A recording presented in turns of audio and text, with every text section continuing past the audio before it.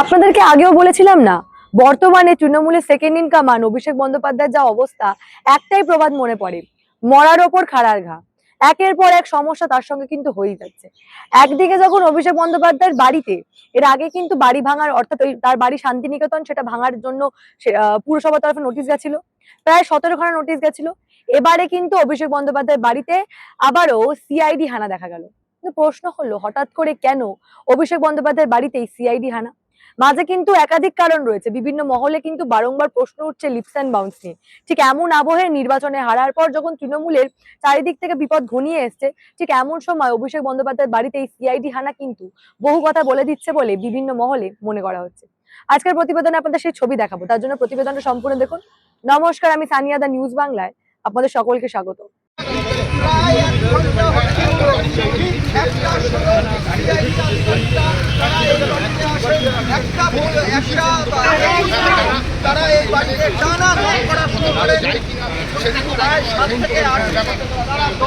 আজকে অভিষেক বন্দ্যোপাধ্যায়ের বাড়িতে সিআইডির তরফে 4 সদস্যের দল যায় এবং এই 4 জন আধিকারিক যাওয়ার পর থেকে প্রশ্ন উঠতে শুরু করেছে, কেন অভিষেক বন্দ্যোপাধ্যায়ের বাড়িতে শান্তিনিকেতনে হঠাৎ করে এই সিআইডি হানা। একেবারে কিন্তু মনে করা হচ্ছে একদিকে যখন এই বিধানসভায় সই জালিয়াতি কাণ্ড, সেটার জন্য কিন্তু সিআইডি যেতে পারে, যেহেতু এই গোটা বিষয়টা সিআইডি তদন্ত করছে। কিন্তু শুধু কি সই জালিয়াতি কাণ্ড নাকি অন্য কিছু রয়েছে আজকের এই সিআইডির অভিষেক বন্দ্যোপাধ্যায়ের বাড়ি যাওয়ার পিছনে? এই প্রশ্নগুলো কিন্তু বিভিন্ন মহলে উঠছে। এই বিষয় নিয়ে সরাসরি অভিষেক বন্দ্যোপাধ্যায়কে প্রশ্ন করা হয়েছিল, যদিও যখন সিআইডি গেছিল সেই মুহূর্তে অভিষেক বন্দ্যোপাধ্যায় বাড়িতে ছিলেন না এবং তারপরে মনে করা হচ্ছে তাদেরকে সিআইডির ভয়ে পালিয়েছেন অভিষেক। অন্যদিকে এই যে ভোট পরবর্তী হিংসা, না কোট আনকোট অভিষেক বন্দ্যোপাধ্যায়ের কথায় যে ভোট পরবর্তী হিংসা হয়েছে, সেখানে আহত যারা রয়েছেন তাদের সঙ্গে তিনি নাকি সাক্ষাৎ করতে গেছেন, সেই কথাটা কুণাল ঘোষও বলেছেন। এবং সেখান থেকে অভিষেক বন্দ্যোপাধ্যায় আজকের এই তার বাড়িতে সিআইডি যাওয়া নিয়ে একাধিক মন্তব্য করেছেন। পরিষ্কার বলছেন, আমি কোনো দল পাল্টাইনি, ইচ্ছা করে আমার বিরুদ্ধে ষড়যন্ত্র করা হচ্ছে সহ একাধিক অভিযোগ কিন্তু ইতিমধ্যেই অভিষেক বন্দ্যোপাধ্যায় করেছেন। আমি বেশি কথা বলবো না, অভিষেক বন্দ্যোপাধ্যায়ের বক্তব্য তার মুখেই শুনুন। না, ওরা একটা নোটিশ দিতে এসছে, নোটিশ দিয়েছে, সেটা হ্যান্ড ডেলিভার করতে হতো বলে ওরা অন্য কারোর কাছে দেয়নি। এখন প্রথমত ওদের কাছে বোধহয় ভুল তথ্য ছিল, ওরা জানেন আমি কোথায় থাকি। তদন্তকারী সংস্থা একটা কেসে তদন্ত করছে, সেখানে আমি 7 বছর ধরে কোথায় থাকি সেই তথ্য তাদের কাছে নেই। তো যাই হোক, তাদেরও চাকরি করতে হয়, আমি কাউকে দোষ দেবো না। তারা একটা নোটিশ নিয়ে এসছে, আমি নোটিশটা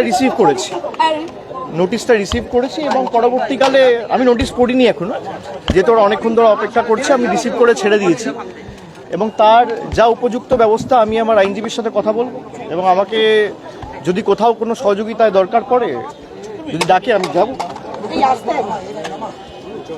আপনাদের কোনো প্রশ্ন? হাইকোর্টে তো আপনি আগে রক্ষা কবচ নিয়েছেন, এটার জন্য কি আপনি আবার হাইকোর্টে মুভ করবেন যদি দরকার হয়? আমি নোটিশটা পড়িনি এখন, আমি খালি রিসিভ, আপনারা দেখলেন আমি রিসিভ করে আপনাদের সাথে কথা বলতে এসেছি। আইনি সহায়তা নেবেন? নিশ্চিতভাবে আমার আইনি সহায়তা নেওয়ার অধিকার আছে এবং আমি আমার আইনজীবীর সাথে কথা বলবো, তারা যে পরামর্শ দেবে। এবং আমার তো লোকানোর কিছু নেই।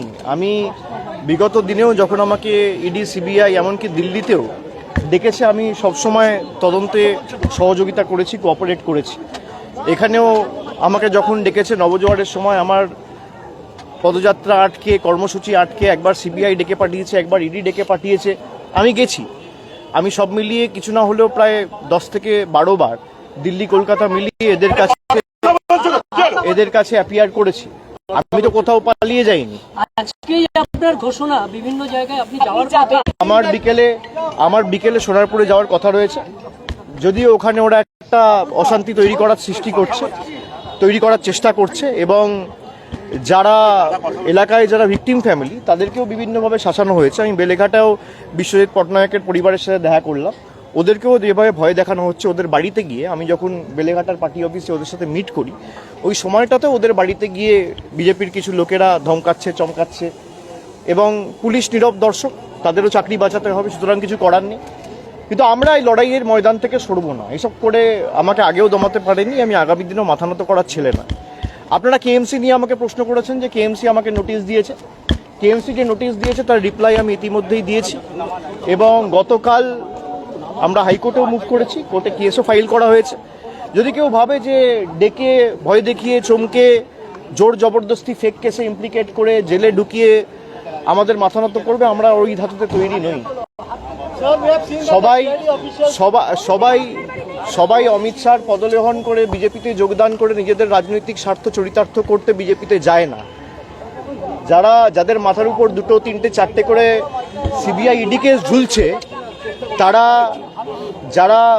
যাদের মাথায় 2, 3, 4 করে ইডি সিবিআই কেস ঝুলছে, তারা আজকে দুর্নীতি রোধ করা নিয়ে বড় বড় ভাষণ দিচ্ছে।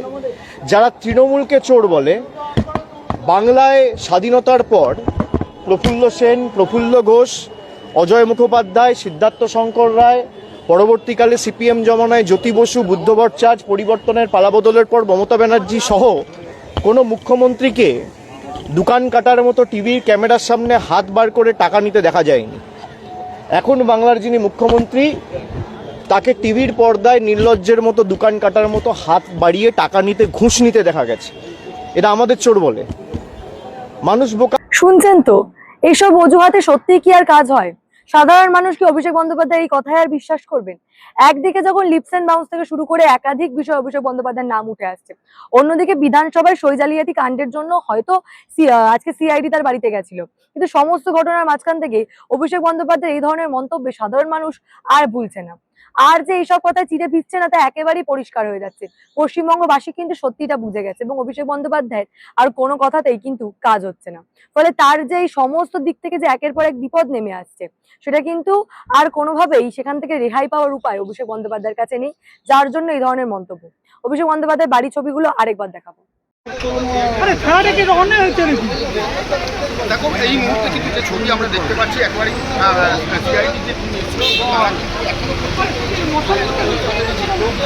এই কিছুক্ষণের মধ্যে তারা কিন্তু এখান থেকে হয়তো সেই টাইমটি বেরিয়ে যাওয়ার সম্ভাবনা রয়েছে। আমরা দেখলাম যে একেবারে যে পরিচালক তার সঙ্গে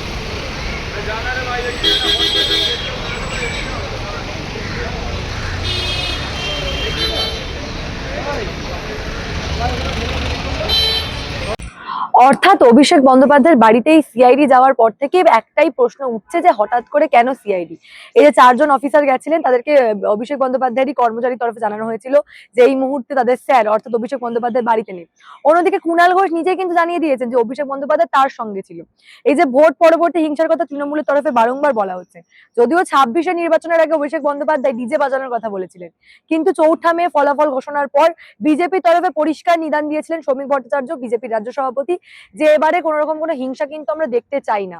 যার পরে বিজেপি কর্মীরা কিন্তু সেভাবে কোন রকম কোনো ঘটনা এবারে ঘটায়নি এবং সত্যি সত্যি নির্বাচনের পর এবারে 26-এর পর আমরা 21-এর মতো কোন রকম কোনো ভোট পরবর্তী হিংসা দেখিনি। তার সত্ত্বেও যারা আহত তাদের সঙ্গে আজকে সাক্ষাৎ করতে গেছিলেন অভিষেক বন্দ্যোপাধ্যায় এবং সেই সাক্ষাৎটা করেছেন কুণাল ঘোষের বাড়িতে।